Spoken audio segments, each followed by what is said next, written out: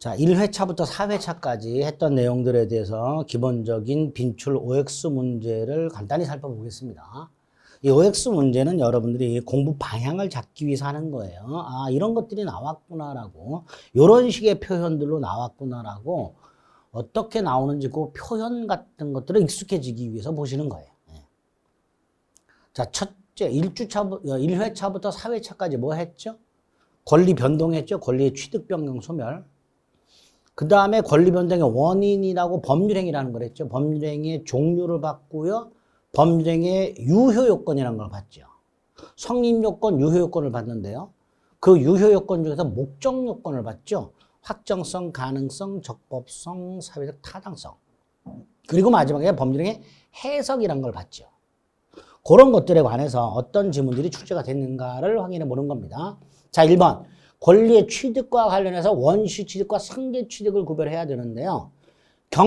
경매법원을 통해서 내가 물건을 낙찰받아서 그 물건에 관한 권리를 취득했다. 이게 원시 취득이냐 상계 취득이냐? 우리 대법원은 상계 취득으로 봅니다. 원시 취득이 아니라. 두 번째, 상속이라고 되어 있죠. 자, 상속은 권리를 상계 취득하는 거죠. 포괄승계죠. 승계 취득 중에서 포괄승계죠. 포괄승계인데 가운데 뭐가 있었죠? 이전적 승계죠. 승계 취득은 이전적 승계와 설정적 승계가 있었는데 이전적 승계에 특정 승계와 포괄승계가 있었잖아요. 그 포괄승계 중에 하나가 상속이잖아. 그러니까 상속은 설정적 승계가 아니라 이전적 승계가 되죠. 설정적 승계가 아니라. 반면에 저당을 잡았다라고 되는데 저당을 잡았다라는 건 저당권이라는 걸 취득했다라는 거예요. 그리고 이 저당권은 민법상 제한물권이 됩니다. 제한물권의 취득은 설정적 승계 취득이었죠. 그러니까 2번, 3번. 2번은 이전적 승계고요. 3번은 설정적 승계라고 해야 되죠.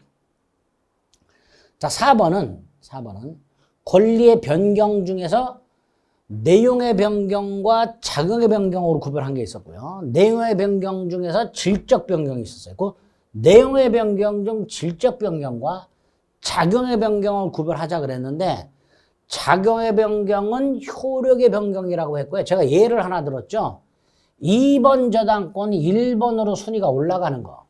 이게 뭐였어요? 작용의 변경이었죠. 그 틀렸죠. 내용상 변경이 아니라 작용의 변경이다. 이렇게 되겠죠.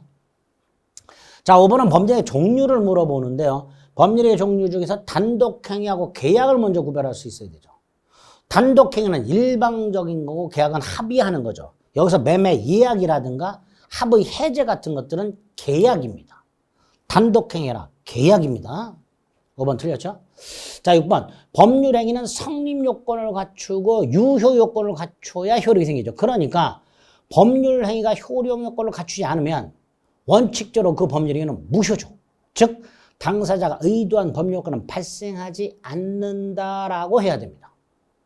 효력요건을 갖춰야 효과가 발생하죠. 자, 7번.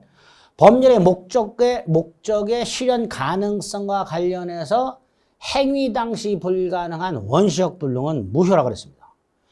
그런데 후발적 불능은 무효가 아니라 그랬죠. 자, 7번을 보면 계약을 체결한 후 건물이 전소가 됐습니다.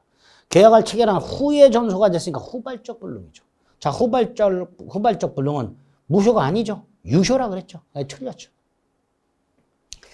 8번은 범죄의 목적의 적법성과 관련해서 강행 규정 중에 단속 규정을 위반하면 처벌이 될 뿐 무효가 아니라 그랬죠. 그리고 그 단속 규정에 해당되는 거 세 가지를 기억해 달라고 그랬어요. 미등기 전매 금지 규정, 분양권 전매 제한 규정, 자기거래 금지 규정, 직접거래 금지 규정. 세 가지. 그런데 중간 생략 등기 금지 규정이라고 되어 있죠. 이거는 효력 규정이 아니라 뭐다? 탄속 규정이죠. 옳은 지문이죠. 효력 규정이 아니다. 탄속 규정이다. 옳은 지문이 됩니다. 9번. 동기가 사회질서에 반하는 것을 동기의 불법이라 했고 동기의 불법은 원칙적으로 유효지만 예외. 동기의 불법이 예외적으로 무효가 되는 경우가 두 가지가 있었죠. 하나는 동기가 상대방한테 표시가 된 경우가 있고요. 또 하나는 상대방이 알게 된 경우가 있었죠. 그게 9번이죠. 상대방에게 표시된 동기가 불법하다면 반사회적 행위라 할 수 있다라고 해야 되죠. 그냥 요 앞에 요 말이 없이 동기가 사회질서에 반하는 경우 그럼 옳은 지문이에요. 동기가 사회질서에 반하는 경우는 원칙적으로 반사회질성이라고 할 수가 없어요. 여기까지만 하면 옳은 지문이에요. 그런데 앞에 표시된 이게 들어가게 되면 이때는 반사회질성이 된다 말이죠. 그러니까 틀린 지문이 됩니다. 자, 10번 불공정한 행위가 성립하려면 피해자는 궁박, 경솔 또는 무경험해야 되죠. 불공정한 행위가 성립하기 위한 요건이 세 가지죠. 급부와 반대급부의 현저한 불균형, 피해자 궁박, 경솔 또는 무경험, 폭리자의 폭리의사. 그중에 궁박은 정신적 궁박을 포함한다 그랬죠. 그러니까 10번 옳은 지문이 될 겁니다. 자, 이런 식으로 1회부터 4회까지 했던 1주차 기본과정 OX가 어떤 것인지를 확인해 봤습니다.